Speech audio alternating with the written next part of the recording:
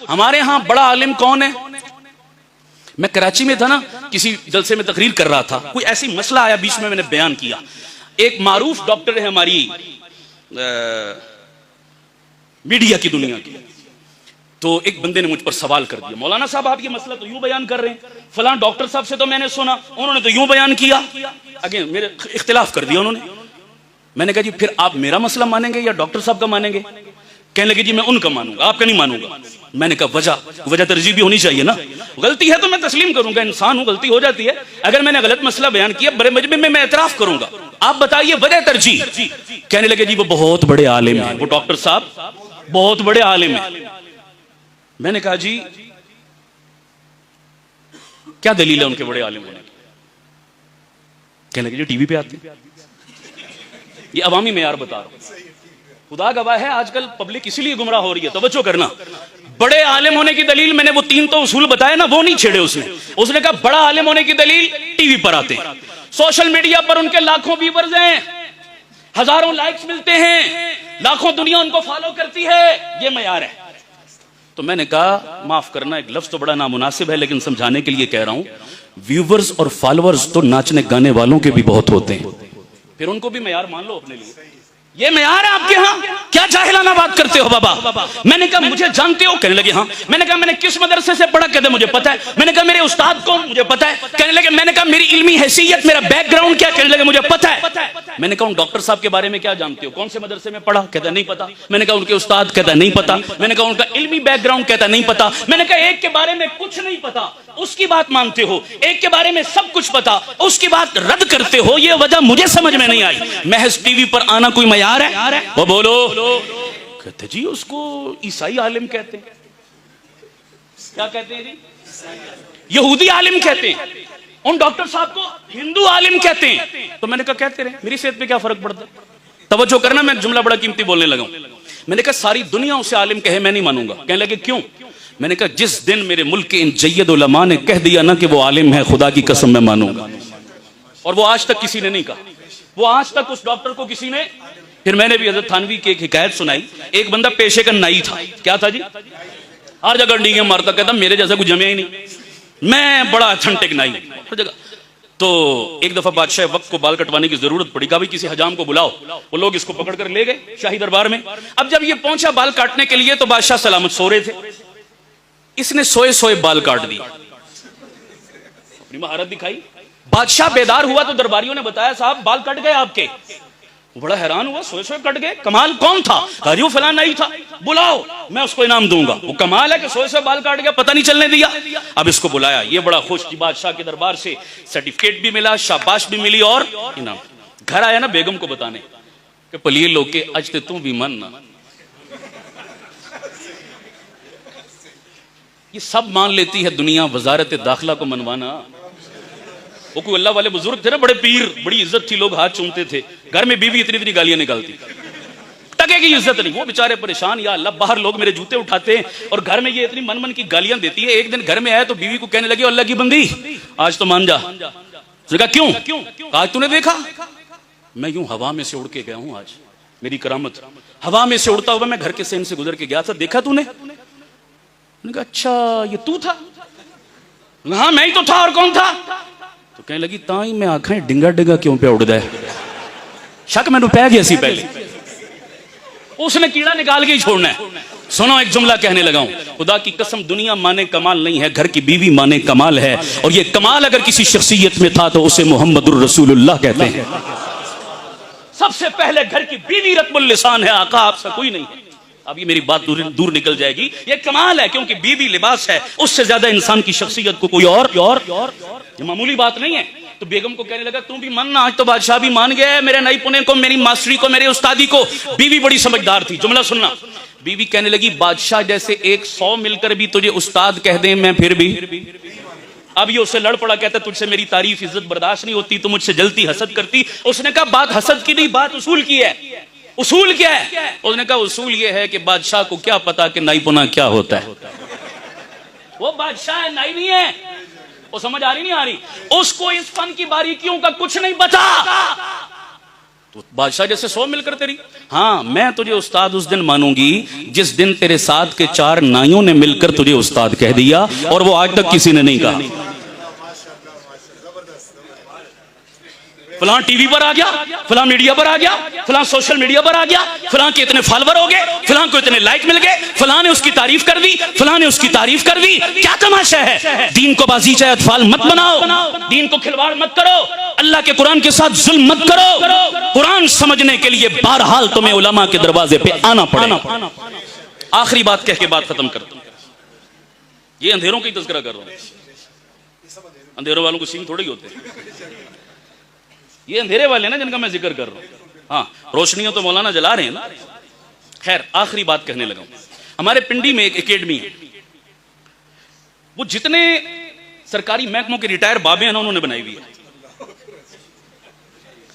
जितने महकमों से रिटायर हो गए, बजायर अपने तंग अच्छा काम किया उन्होंने। एकेडमी का नाम रखा इस्लामिक रिसर्च एकेडमी। क्या नाम रखा? अच्छा, ये जुमला भी बड़ा खतरनाक है। क्यों हजरत? ये रिसर्च वाला कीड़ा है ना, यही तो गुमराह कर रहा है सबको। ऐसा ही है जी। अब बात आ गई है तो थोड़ी सी मैं इस पर अर्ज कर दूं जरा। बात रोशनी अंधेरों की चल रही है। रिसर्च, आपसे सवाल करता हूं, मुझे बताएं, एक लफ्ज होता है सर्च और एक क्या होता है? एक होता है चेक और एक होता है। इतना तो आप माशाल्लाह सब जानते होंगे। ये रिसर्च और रीचेक कौन सी अथॉरिटी करती है, जूनियर या सीनियर? ऊंची बोलो भाई, और ऊंची बोलो। और हमारा ईमान है कि सहाबा, फुकाहा, अइम्मा मुज्तहिदीन, मुहद्दिसीन हर एतबार से हमसे कोसों ज्यादा सीनियर थे या नहीं थे? हमें तो अलिफ बे भी नहीं आती बाबा, हम तो नकाल है सारे। हम तो उनकी जूतियों के सदके जो कुछ मिला आगे नकल कर रहे हैं। हमें कुछ नहीं पता। वो असल थे, वो अथॉरिटी थे, वो हुज्जत थे, वो दलील थे, वो थे असल सीनियर। उन्होंने जितने मसाइल कुरान और सुन्नत की रोशनी में हमारे हवाले कर दिए, हमें चुप करके आंखें बंद करके उन मसाइल पर क्या करना चाहिए? ऊंची बोलो, क्या करना चाहिए? असल तो अमल था हमारे जिम्मे, तो जो काम हमारे जिम्मे था हमने वो क्या कर दिया? हमने दूसरा पंगा लेना शुरू कर दिया, रिसर्च। अब इन बेवकूफों से को पूछे कि बाबा तुम 14वीं सदी में आकर अपनी नमाज सीधी नहीं आती, तुम सहाबा के मसले रीचेक करोगे, तुम कुरान और सुन्नत पे रिसर्च करोगे, तुफ है तुम्हारी अक्लों पर। बात समझ आ रही नहीं आ रही? ये क्या तमाशा बना के रख दिया तुमने? तुम्हें हक किसने दिया रिसर्च करने का जनाब? पहले अपनी अथॉरिटी तो बताओ। क्या पिद्दी और क्या पिद्दी का शोरबा?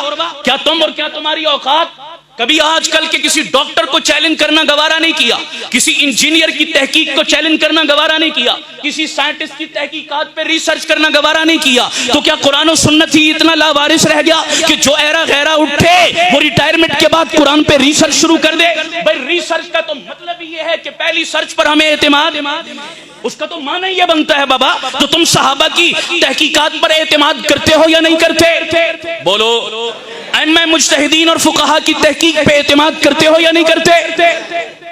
तो उन्होंने मुझे दावत दी रिसर्च एकेडमी में, मैं चला गया। वो मौजू कुछ और था, लेकिन मुझसे पहले एक प्रोफेसर साहब वहां खड़े हुए, वो गुफ्तगू कर रहे, तो मैं पहुंचा तो मेरे कान में उनकी बात पड़ गई। कहने लगे जी अल्लाह ताला कुरान में फरमाते हैं वलकद यस्सरनल कुरान, हमने कुरान को क्या बनाया? कुरान आसान है। अल्लाह कहता है इन मौलवियों ने चक्रों में डाला हुआ है।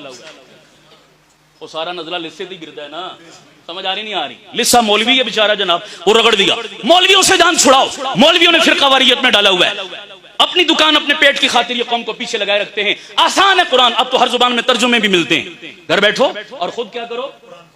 खुद सीखो, खुद समझो। ज्यादा जरूरत है तो ऑनलाइन आ जाओ। समझ आ रही नहीं आ रही? गूगल तुम्हारा उस्ताद, गूगल तुम्हारा शेखुल कुरान है, गूगल तुम्हारा शेखुल हदीस है, उससे पूछो वो तुम्हारी रहनुमाई करेगा। मौलवियों की कोई जरूरत नहीं। फिर साथ एक लॉजिक और दलील भी पेश की। कहने लगे जी अल्लाह ताला कुरान में कहता है तिबयानन लिकुल्लि शै, हमने हर चीज को कुरान में क्या कर दिया?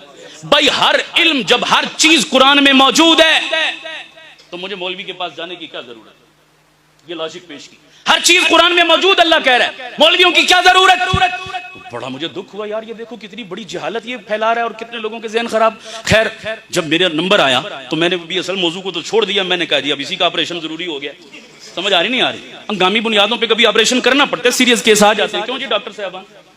हो जाता है ना जी, सारे काम छोड़ के आप सर्जन भागे भागे जाते हो। ऑपरेशन जरूरी है अभी, वरना काम खराब हो जाएगा। ये ऑपरेशन न किया, टांग न काटी तो जरासीम पूरे वजूद में खतरा होता है ना जनाब, और ऑपरेशन। खैर मैंने कहा जी मेरे मोहतरम ने जो आयत पढ़ी कुरान मजीद की, आयत ठीक पढ़ी, तर्जुमा ठीक किया, आगे डंडी मार गए।